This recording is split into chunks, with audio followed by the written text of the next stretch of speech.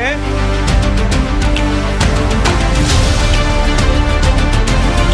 We are in NDA. गिनती जिसके पास होगी राष्ट्रपति उसी को शपथ पे बुलाएंगे, फिर गिनती बदल जाएगी, फिर कोई और शपथ देगा। ये क्या बात हुई? आपको बनेगी ही।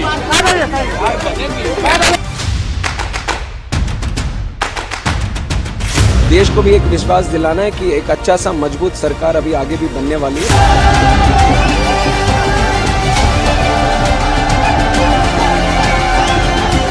जेडीयू का समर्थन श्री नरेंद्र मोदी को प्रधानमंत्री बनाने के लिए प्रस्तावित है। देश के साथ कोई भी एनडीए का घटक कतई नाइंसाफी नहीं करेगा। एनडीए के लिए जनादेश था एनडीए की सरकार बनने। तो कुछ मंत्री पद हमारे हिस्से में आएंगे। ये प्रधानमंत्री और नीतीश कुमार जी के बीच में है। नमस्कार, मैं हूं अनुपम और आप देख रहे हैं न्यूज 18। इस वक्त की सबसे अहम और बड़ी खबर की बात कर रहे हैं। 9 जून को हो सकता है शपथ ग्रहण। 9 जून को पीएम मोदी ले सकते हैं शपथ। सुबह 11 बजे हो सकता है शपथ ग्रहण। पहले 8 जून को शपथ ग्रहण की खबर थी। एनडीए की बैठक पर टीडीपी सांसद राम मोहन नायडू ने बताया है कि एनडीए के सभी नेता खुश।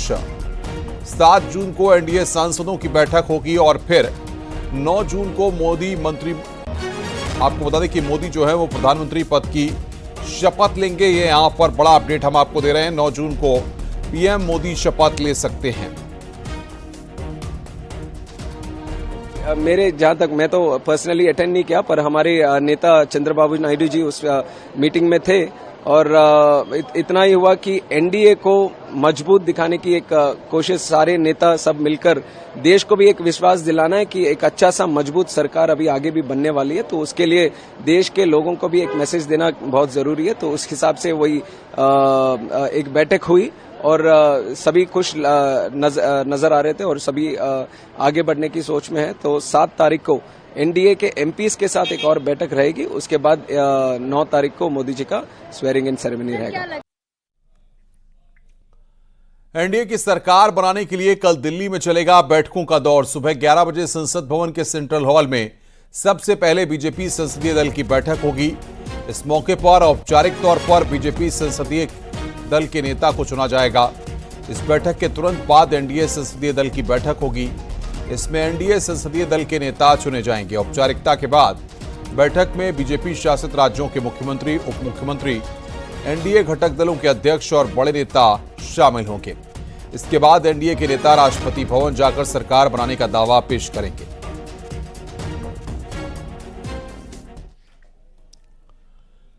एनडीए की सरकार गठन को लेकर दिल्ली में हलचल काफी तेज है। लखनऊ से लेकर दिल्ली तक सियासी हलचल महसूस हो रही है।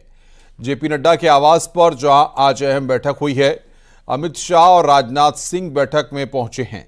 सहयोगी दलों से बातचीत की जिम्मेदारी दोनों दिग्गजों को दी गई है। लखनऊ में भी सीएम योगी एक्शन में दिखे हैं। चुनाव के बाद सीएम योगी ने आज तमाम विभागों की समीक्षा की। आज शाम को ही सीएम योगी दिल्ली आ रहे हैं। अगली खबर एनडीए के सांसदों से जुड़ी हुई है। सभी सांसदों को कल दिल्ली आना है। और एक और बड़ी खबर है कि राहुल गांधी या इंडिया गठबंधन से जुड़ी हुई है कि सूत्रों के मुताबिक राहुल गांधी विपक्ष के नेता बने रहेंगे। और दिल्ली में आज अखिलेश यादव और अभिषेक बनर्जी की मुलाकात हुई है। तो ये तमाम अहम सियासी हलचलें हैं जो लगातार बनी हुई हैं।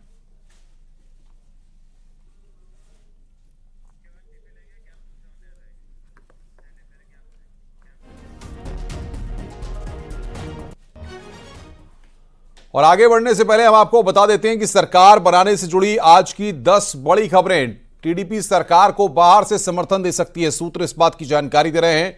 टीडीपी ने स्पीकर पद और एनडीए का संयोजक पद मांगा है। सूत्र बता रहे हैं कि टीडीपी का दूसरा विकल्प है कि कुछ अहम मंत्रालय टीडीपी को मिले। जेडीयू ने भी 3 अहम मंत्रालय की मांग की है। सूत्रों के हवाले से ये जानकारियां हैं। नीतीश ने रेल, कृषि और वित्त मंत्रालय मांगा है। जेडीएस ने कृषि मंत्रालय मांगा है।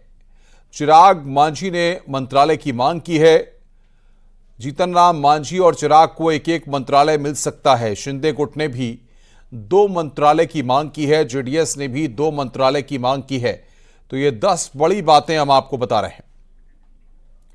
और अब आपको बता देते हैं कि आज की बड़ी बैठकों और मुलाकातों के बारे में, जिसमें दिल्ली में जेपी नड्डा के घर पर बड़ी बैठक चल रही है। अमित शाह, राजनाथ सिंह इसमें शामिल हैं। अखिलेश यादव से अभिषेक बनर्जी की 1 घंटे तक मुलाकात चली है और नीतीश कुमार से जेडीयू के सांसद मिले हैं। ये यहां पर जानकारियां निकलकर सामने आ रही हैं। और सीधे हम दिल्ली का रुख करते हैं। विनीत कुमार हमारे संवाददाता हमारे साथ जुड़ रहे हैं। विनीत, बताइए, लगातार बैठकों का सिलसिला चल रहा है, हलचल काफी तेज है, क्या निकल करके सामने आ रहा है? जी अनुपम, निश्चित तौर पर मैं आपको बताना चाहूंगा कि मैराथन बैठक जो है वो बीजेपी राष्ट्रीय अध्यक्ष जेपी नड्डा के आवास पर चल रही है, जिसमें केंद्रीय गृह मंत्री अमित शाह भी मौजूद हैं। इसके साथ ही साथ राजनाथ सिंह ही एक ऐसे व्यक्ति हैं जो थोड़ी देर पहले जो है वो इस बैठक से निकले थे, लेकिन इसके साथ ही साथ जो अन्य व्यक्ति हैं, चाहे अगर हम बात करें बीएल संतोष की, वो इस बैठक में मौजूद हैं। इसके साथ ही साथ बाद में इस बैठक में तरुण चुग को बुला लिया गया था, विनोद तावड़े को बुला लिया गया था, प्रहलाद जोशी को बुला लिया गया था और साथ ही साथ मनसुख मांडविया को इस बैठक में बुला लिया गया था। तो मैराथन बैठक हम कह सकते हैं बीजेपी राष्ट्रीय अध्यक्ष जेपी नड्डा के आवास पर चल रही है, जिसमें यह रणनीति बन रही कि आखिरकार सरकार का क्या स्वरूप होगा और इसमें जो सहयोगी पार्टी है उनकी कितनी हिस्सेदारी होगी।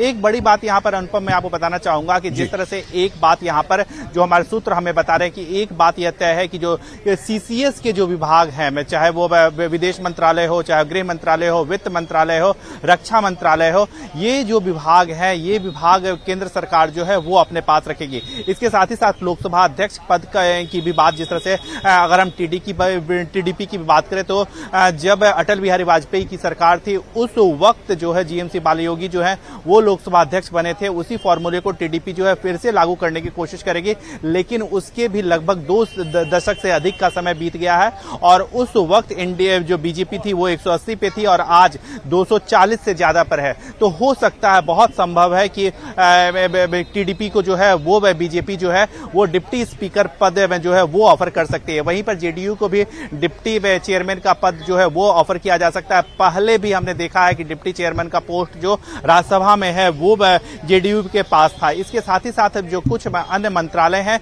वो जो है वो जेडीयू, टीडीपी या फिर अन्य में सहयोगी दल जो है। लेकिन सवाल यहाँ पर यह है कि अभी तो भारतीय जनता पार्टी के जो नेता जिनको जिम्मेदारी मिली है, राजनाथ सिंह, अमित शाह या जेपी नड्डा, ये आपस में ही बैठकें कर रहे हैं, लेकिन सहयोगी दलों के साथ जो बैठक होगी या राय मशवरा होगा वो कब होगा? क्या अपनी प्लानिंग के बाद ये उनसे बातचीत करेंगे? जी निश्चित तौर पर अपनी प्लानिंग के बाद बातचीत करेंगे। साथ ही साथ उनसे जो है वो टेलीफोन के माध्यम से भी बातचीत जो है वो लगातार जारी है।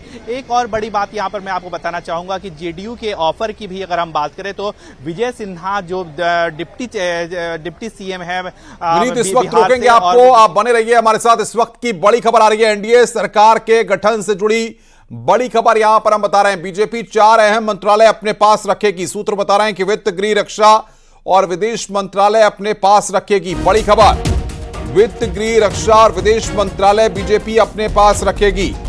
यह बड़ी खबर यहां पर हम आपको बता रहे हैं। तो एनडीए सरकार के गठन से जुड़ी इस वक्त की बड़ी खबर सूत्रों के हवाले से। ऐसे में विनीत, सबसे बड़ी बात यह है कि अगर इस खबर को माना जाए कि वित्त, गृह और रक्षा और विदेश मंत्रालय भारतीय जनता पार्टी अपने पास रखती है, तो फिर सहयोगी दलों को कैसे एडजस्ट किया जाएगा? उनकी जो मांगे हैं उन पर कैसे खरा उतरा जाएगा? जी अनुपम, निश्चित तौर पर यहाँ पर जो सहयोगी दल की मांगे हैं उनको खड़ा करने के लिए बीजेपी के पास कई विकल्प जो हैं वो यहाँ पर है। जैसा कि मैंने पहले भी बताया था कि जो सीसीएस से जुड़े हुए विभाग है, चाहे वो गृह हो, रक्षा हो, विदेश हो और वित्त हैं, वो जो है वो बीजेपी के पास जो है वो हम रहेगी। इसके साथ ही साथ लोकसभा स्पीकर का पोस्ट भी जो है वो भी बीजेपी के पास रहेगा, लेकिन बीजेपी जो है वो अपने सहयोगी दल को, टीडीपी को डिप्टी स्पीकर का पोस्ट जो है वो ऑफर कर सकती है। इसके साथ ही साथ मैं आपको बताना चाहूंगा कि अनुपम, न सिर्फ यहाँ पर केंद्र में एकोमोडेट करने की बात जो यहां पर की जाएगी, बल्कि इसके साथ ही साथ जो राज्यों को भी, क्योंकि अगर हम बिहार की बात करें, नीतीश कुमार जो हैं वो वहां में से आते हैं और वहां पर वो लगातार विशेष राज्य के दर्जा की बात कर रहे हैं। हमारे साथ जुड़ गए हैं, हमारे साथ हमारे सहयोगी अनूप, क्या जानकारी आपको मिल पा रही है? जिस तरीके से तमाम खबरें चल रही हैं एनडीए के सरकार के गठन को लेकर, फिलहाल क्या अपडेट आपके पास? देखिए, आपको बता दूं कि सरकार गठन को लेकर के लगातार जो है बैठकों का दौर जारी है और सबसे प्रमुख बात यह है कि किस घटक दल को कौन सा मंत्रालय मिलेगा इसको लेकर भी चर्चा जो है वो बीजेपी अपने अंदर और घटक दलों के साथ कर रही है। लेकिन सूत्र बता रहे हैं उनके मुताबिक बीजेपी जो है वो सरकार के जो 4 बड़े मंत्रालय हैं, जो कि मिनिस्ट्री कह सकते हैं, जो रायसीना हिल्स के मंत्रालय हैं, जिसमें वित्त मंत्रालय, गृह मंत्रालय, विदेश मंत्रालय और रक्षा मंत्रालय, ये 4 की मंत्रालय माना जाता है। ये चारों मंत्रालय खुद अपने पास रखने जा रही है, यानी कि घटक दल के साथ जरूर इस बार गठबंधन में बीजेपी सरकार बनाने जा रही है, लेकिन किसी भी तरीके से झुक करके कोई बड़ा मंत्रालय किसी को देने की जरूरत पड़ जाए, ऐसा नहीं है। बड़ा मंत्रालय खुद बीजेपी रखेगी, यानी कि की मंत्रालय बीजेपी के पास रहेगी। हालांकि सूत्र बता रहे हैं कि टीडीपी और जेडीयू को भी बड़े मंत्रालय दिए जाएंगे, लेकिन इन चारों के अलावा दिए जाएंगे और ये जो बातचीत है वो बातचीत का दौर जारी है। इसके अलावा जो विश्वस्त सूत्र ये भी बता रहे हैं कि किसी भी तरीके से कोई दबाव टीडीपी और जेडीयू की तरफ से नहीं बनाया जा रहा है, यानी कि एक कॉर्डियल माहौल में चर्चा की जा रही है बीजेपी, टीडीपी और जो भी घटक दल हैं उनके बीच में कि क्या क्या मंत्रालय होंगे। फिलहाल बीजेपी का पूरा फोकस एक स्थिर सरकार देने के लिए है। जी अनूप, लेकिन सबसे बड़ी बात यह है कि जिस तरीके से हम देख रहे हैं कि लगातार बाकी दल भी लगातार अपनी कोशिशों में लगे हुए हैं, ऐसे में अब देखना होगा कि आखिर क्या आने वाले वक्त में और तस्वीर उभर करके सामने आती है। बहुत बहुत शुक्रिया आपका बातचीत करने के लिए और तमाम अपडेट्स देने के लिए। नतीजों के बाद से ही दोनों तरफ हलचल काफी तेज है। एक तरफ जहां एनडीए पूर्ण बहुमत में है और सरकार बनाने की तैयारी कर रही है, वहीं इंडिया गठबंधन की तरफ से भी बयानों का दौर जारी है। ऐसा इसलिए क्योंकि इस बार बीजेपी अकेले दम पर बहुमत के जादुई आंकड़े तक नहीं पहुंच पाई। ऐसे में गठबंधन के साथियों का साथ बीजेपी के लिए बेहद जरूरी है। आइए इस पर देखते हैं एक रिपोर्ट, लेकिन उससे पहले दोनों खेमों से जो भी लगातार अपडेट्स मिल रहे हैं वो भी हम आपको बता रहे हैं। पहले जरा आप रिपोर्ट देखिए। ये सबका साथ सबका विकास इस मंत्र की जीत है। 140 करोड़ भारतीयों की जीत है। देश की जनता का जनाधार एक बार फिर एनडीए सरकार को पूर्ण बहुमत दे चुका है। 2014 में जिस मुकाम पर प्रधानमंत्री नरेंद्र मोदी खड़े थे, 2024 में भी वहीं खड़े हैं। फर्क बस इतना है कि आंकड़े बदल गए हैं।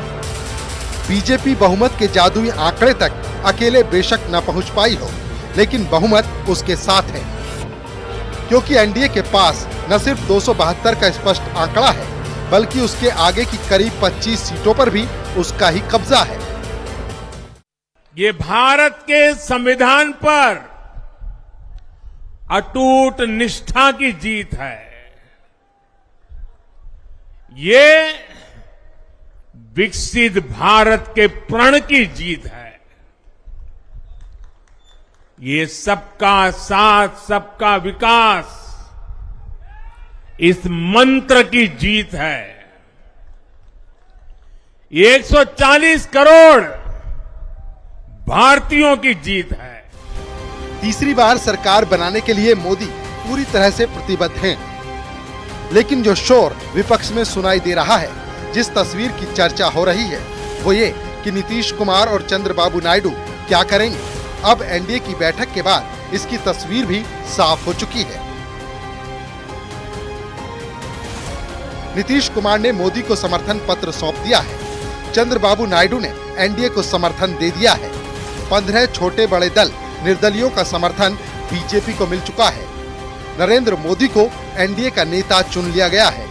साथ ही जिस चेहरे पर अब तक सबसे बड़ा सस्पेंस बना था, अब वही नीतीश कुमार मोदी के साथ है। सरकार तो बनेगी ही,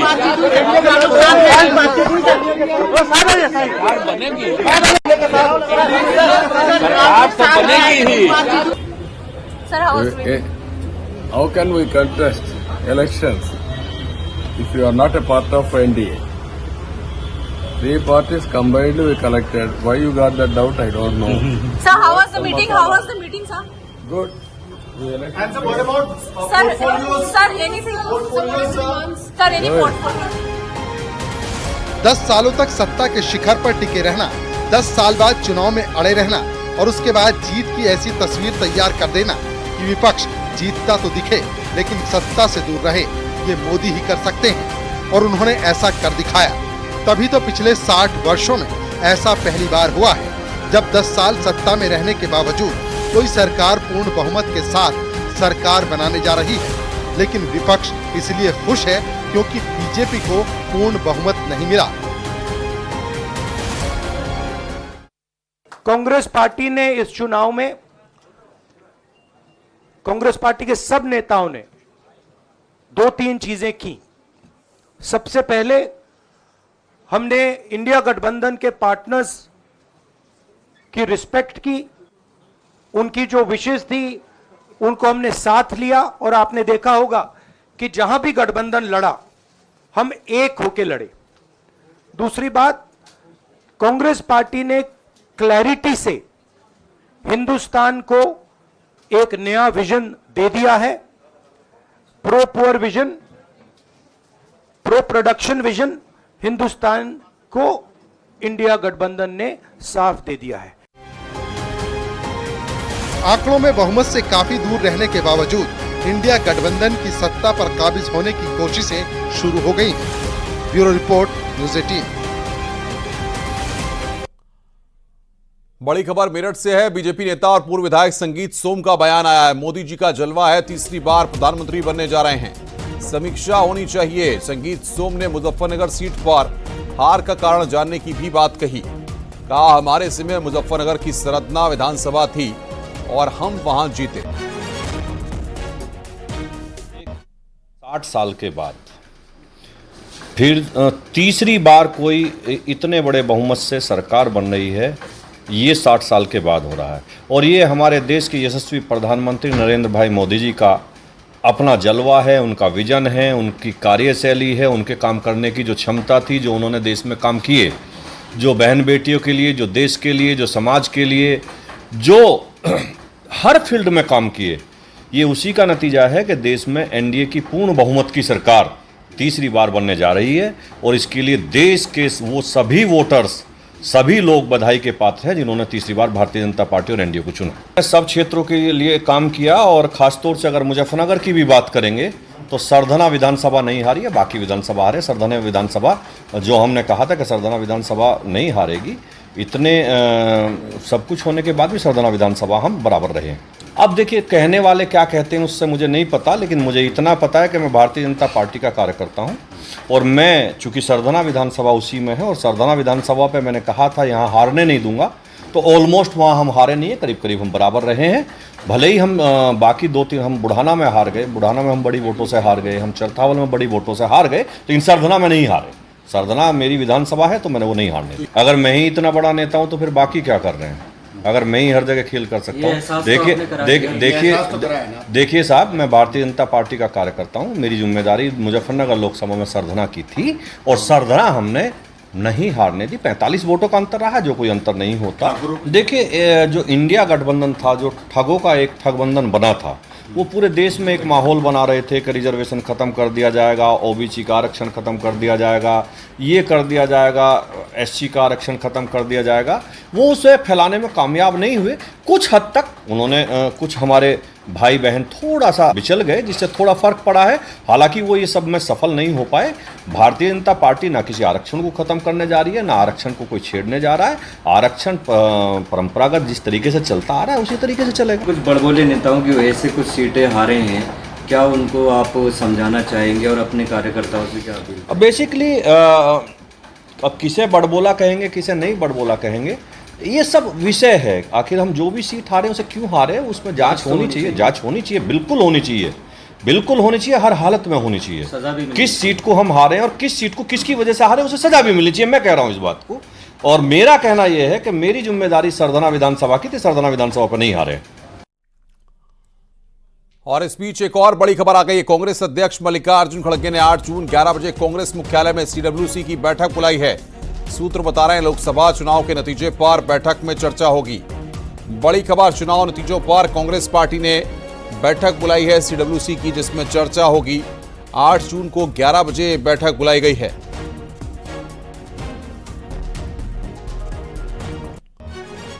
आगे बढ़ते हैं। अखिलेश यादव से केंद्रीय राजनीति में जाने का सवाल किया गया तो उन्होंने क्या कहा, सुनवाते हैं आपको। सर, अब आपकी सीट जो विधानसभा की सीट है उससे कौन चुनाव लड़ेंगे?